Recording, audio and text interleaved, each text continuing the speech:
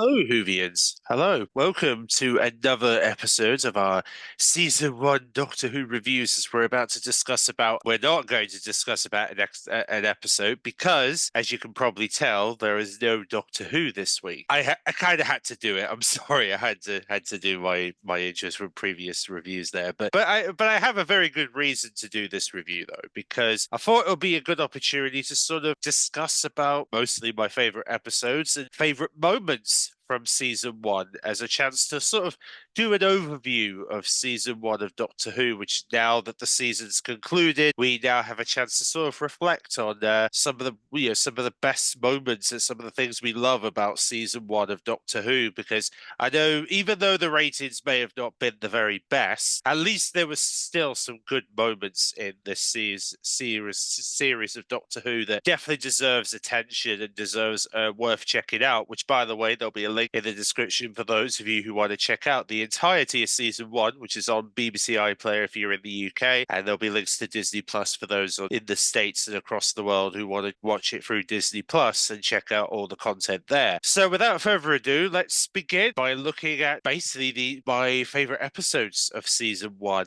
For those who are curious of what episodes did I enjoy, well, let's put it this way: the first one of the episodes I really enjoyed very fondly is the Beatles episode, The Devil's Core. Jackson Mooson as Maestro. She's amazing, honestly. I'm honestly amazed how a drag race queen was able to pull off a villainous performance in Doctor Who. Like, this is probably the first time she's ever done something like this, and the fact that she pulled it off shows how committed she was to the role of Maestro, and the fact that Russell gave her this opportunity to shine in Doctor Who was just incredible. Honestly, incredible that she did it, because she just, you could tell she was having so much fun playing this character during The Devil's Core. But also, it's not just because of Maestro, obviously, but also because of the very clever sound effects. The fact that you would hear silence at one point when the Doctor sort of hits the mute button during the episode, and everyone was like, "Oh my God, why is the episode muted? I can't hear anything." No, it was actually a trick. The Doctor did press the mute button on Maestro to make it sound like you can't hear the episode, and then it was up to Maestro to basically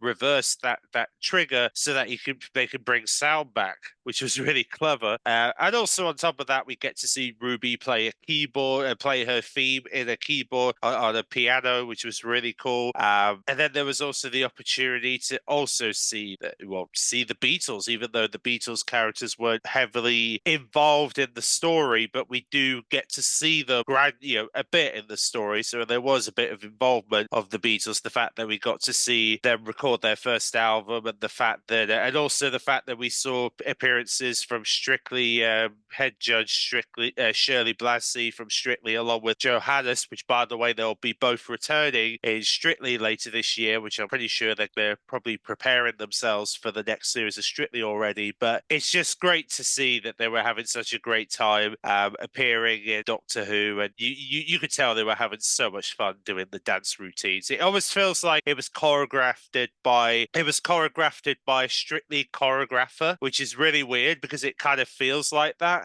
When you see the dance, it almost feels like they hired someone from Strictly's team to choreograph the whole thing. And I'm wondering if they're going to take those lessons into Strictly. So maybe we'll see stuff like this in Strictly potentially. Who knows?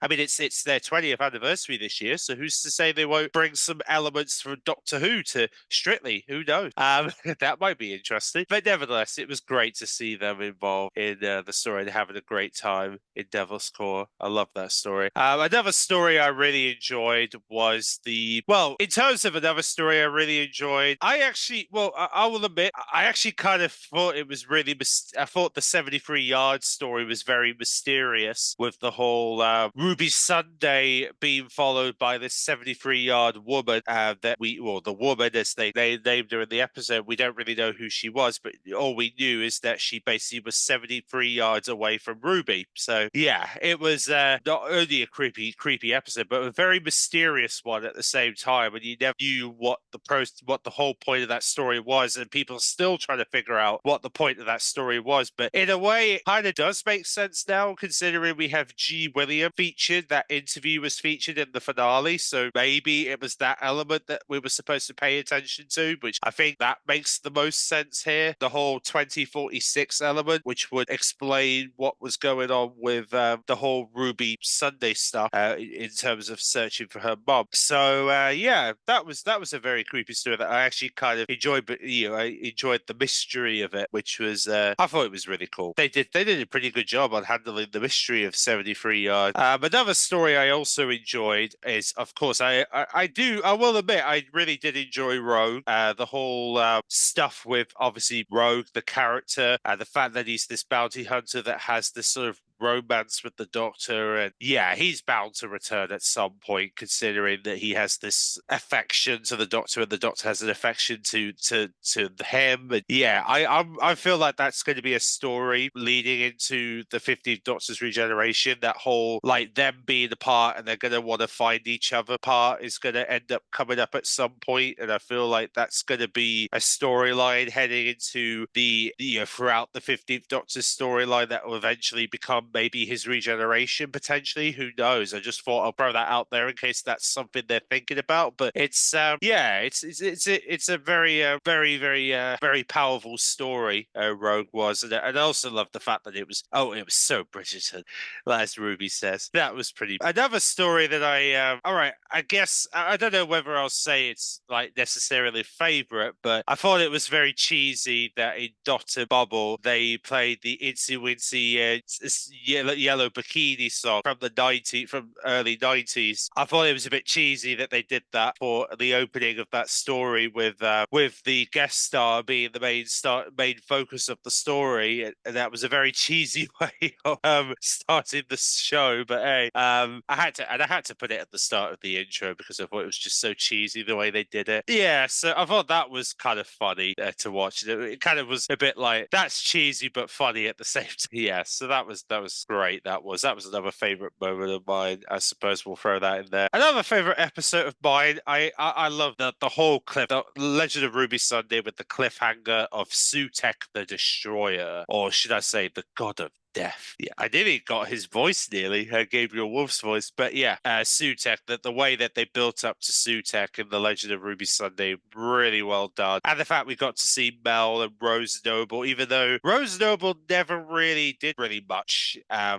don't know if that was deliberate. Yeah, I noticed she wasn't really doing as much as we all thought she was supposed to be doing. But I suppose she'll be important. Hopefully, at some point, she'll be very useful when it comes to finales if she ever gets involved in one again. Yeah, I just felt like she was more of the background person for most of that finale, but it was great to see her anyway. Great to see Rose Noble reunite with the Doctor for the first time since the 14th Doctor, and it'll be interesting to see if the 14th Doctor will ever return to bump into the 15th Doctor down the road. Maybe he will. Nevertheless, it was great to it was pretty much great to see it was great to see that whole build up to Sutekh in The Legend of Ruby Sunday. It was so well done. Yeah, I really enjoyed that story. And also, I might as well, I'll be totally honest, I think it was also kind of emotional, the Empires of Death, the fact that we finally get to learn about Ruby, finally get to see Ruby's mom finally in the flesh and learn who it really is, etc. And the fact that she finally gets to discover her mother. And yeah, that was really, really nice way to end the series. So that was really great moment for Doctor Who fans to finally know who Ruby's mother really is. But yeah, then I'll be totally honest. I thought it was kind of Also, Shooty Gap were in Space Babies. You could tell he was having so much fun in Space Babies. The whole with the trying to scare people with the bogeyman. The fact that they were building a story for the babies story. It was more of like a fairy tale setup for the Space Babies about the bogeyman being basically an enemy made out of baby sneeze. Pretty much that was all part of the storyline of the story. Yeah, it was, even though it wasn't particularly the best of, wasn't the most strongest start to the series, it was kind of fun to see Ncuti having a fun time in his first story, in the first story of the series as the 50th Doctor, which was really fun. So yeah, that was kind of fun. Yeah, and then of course another highlight was obviously another good story was Boom. I love the fact that we also got a little early preview of Veneli Sefford, who is going to be the new companion next year, and we got to see her as Monday character. Luckily, it's already been confirmed it's not going to be that character we'll see when she returns. She's going to be playing a completely different character next year, so that we know that's definitely fact now. But it's great to see, nevertheless, that we got to see her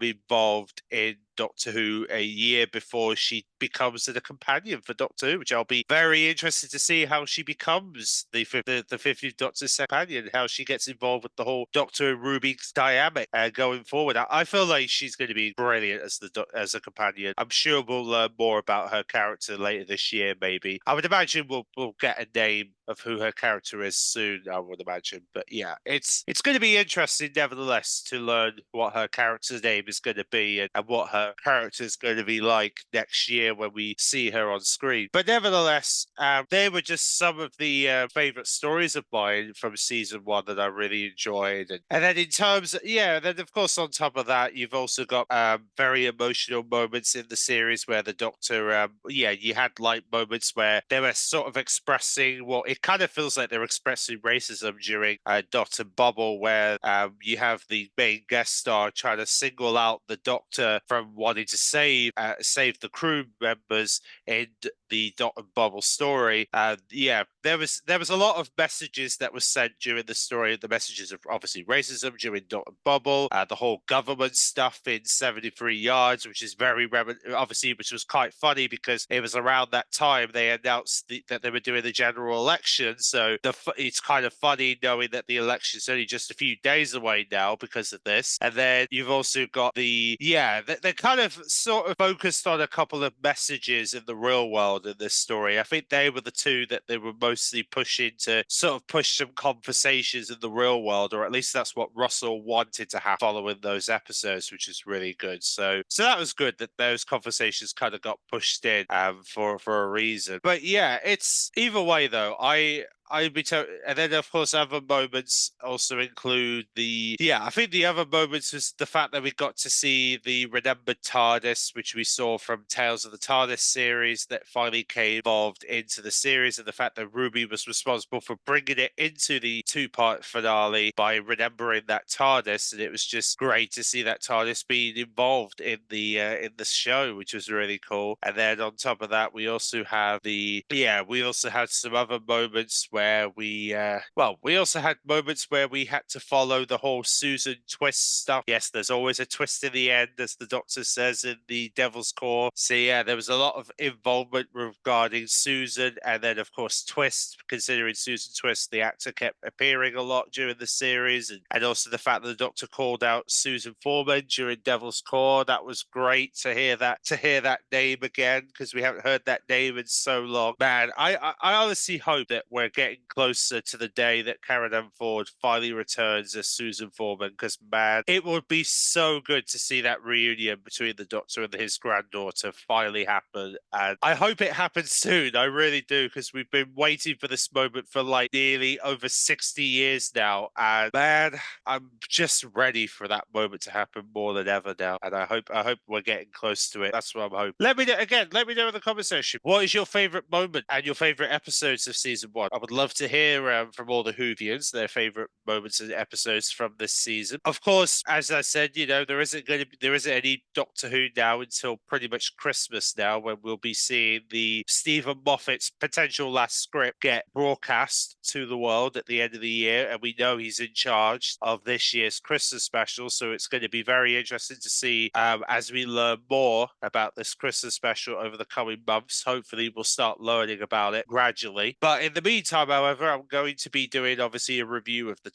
Totally Doctor Who. We're going to have a chance to revisit that show from CBBC's days, and then of course we're going to have a chance to maybe revisit the TV movie at some point. We're also going to have a chance to look at the Doctor Who Unleashed stuff, because there's been quite, obviously Doctor Who Unleashed has been doing pretty well since its involvement into the new era of Doctor Who, becoming the new behind the scenes show for the show of Doctor Who. And then we'll have and then hopefully we might do some reviews of Doctor Who Confidential as well, and sort of reflect on the previous behind the scenes series. I also would like to do a review of Who's Doctor Who, which is the Tom Baker documentary from the 70s, and have a chance to see how producers of Doctor Who felt about the show then, and see if it's still kind of relevant to today potentially. And then we'll also we'll have a chance to revisit some Doctor Who proms in preparation for this year's Doctor Who proms get broadcast on the telly, which will be later this year, when we'll see this year's BBC Doctor Who proms for 2024. We're going to also be covering the Children in Need involvement for Doctor Who this year. It's all going to lead to this year's Christmas special review, so we'll definitely make sure to keep some content rolling for the Who universe and stuff. So, but I have some other content to also focus on as well as Doctor Who. So be sure to subscribe to the channel if you want to see all the other content that I'm going to be doing. In the meantime, by all means, I just want to say thank you to all the Whovians who tuned in to all the reviews I've done in season 1. It was a great fun looking at all the episodes each week, and we're going to and at least it gives me a chance to sort of reflect on classic Who and new Who and other areas of previous eras of Doctor Who before we return to Ncuti Gatwa at Christmas to see what he's going to be doing in this year's Christmas special. So thanks for watching. Enjoy the rest of your weekend.